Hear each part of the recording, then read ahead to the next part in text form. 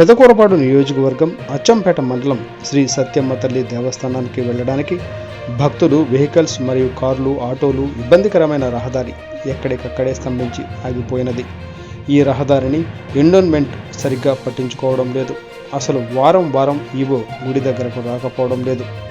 ఇకనైనా పై అధికారులు స్పందించి ఈ దేవస్థానానికి వర్షాకాలంలో సరైన రహదారులు వేసి అంతరాయం లేకుండా భక్తులకు చూడాలి.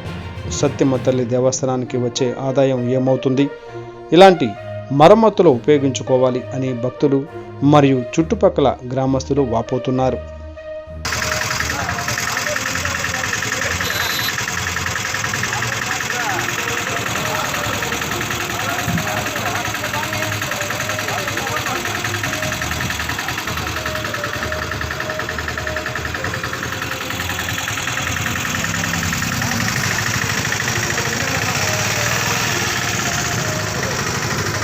మూడు కిలోమీటర్లు అట్నుంచి అయితే 3